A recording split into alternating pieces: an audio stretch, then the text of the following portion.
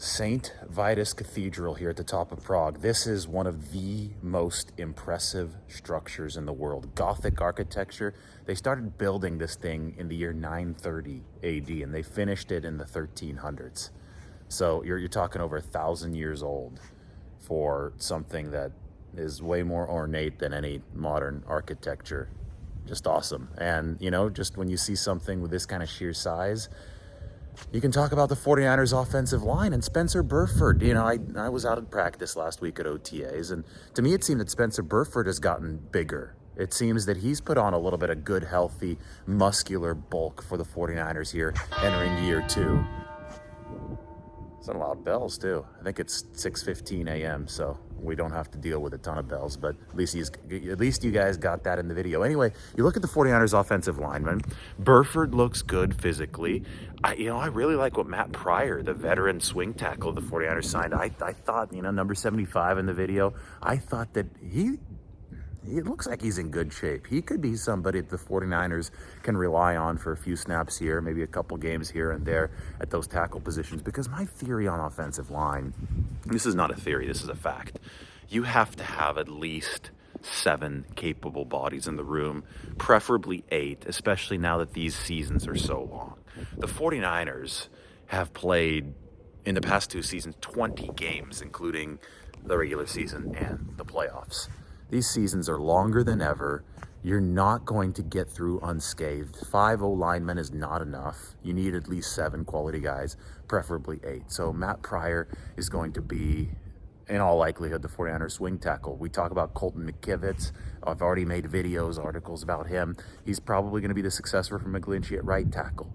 You look at the interior with Aaron Banks at left guard, Jake Brendel, kickball champion Jake Brendel at center, and then Burford at right guard. Right guard was the weakest spot last year of those 3.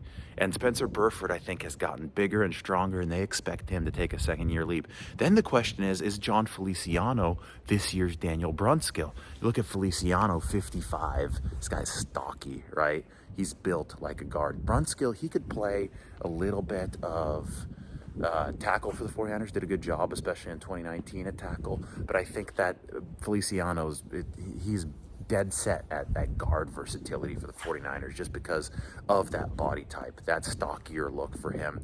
And I think, when you look at where Burford was last year as the worst of the 49ers starting interior O-linemen, the fact that Daniel Brunskill platooned with him, Feliciano's going to compete at that right guard position. I think he absolutely will, and that's good for the 49ers, and it's good for Burford, who's looking bulked up and I think ready to make that second-year jump. So, there's been so much freaking out about the 49ers offensive line, and hell, why don't I walk around a little bit more? These are the castle grounds here in Prague.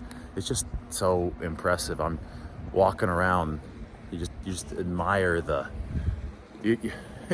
you admire the artistry. You admire what it took to build this. And I'm talking about the 49ers building an offensive line. They haven't done a bad job. They've been getting better every single season as far as the pass protection goes. The past 2 seasons have even been above league average, but they still need to improve further. More refinements do need to be made. And then they have to think about the long-term future because Trent Williams isn't going to be around forever. The good news for the 49ers is they have a first-round pick next season. And I think you might start using that for the tackle position, right? Because Colton McKivitz, he might not be a long-term solution. They hope that he is, but they only signed him for 2 years. So why don't we wait and see what the 49ers do? They've got so many intriguing projects. Somebody like Jason Poe is still on this football team. That's for the guard position, right? But for tackle, why don't we wait and see what they do when they actually have some draft capital, and let's see if they could keep it afloat right now with somebody, obviously the best player in football in Trent Williams, but somebody like McKivitz at right tackle. By the way, this is where we can sign off. Those are the front towers here of St. Vitus Cathedral in Prague.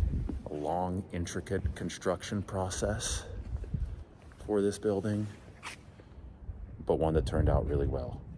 And I think that is a metaphor for the 49ers offensive line.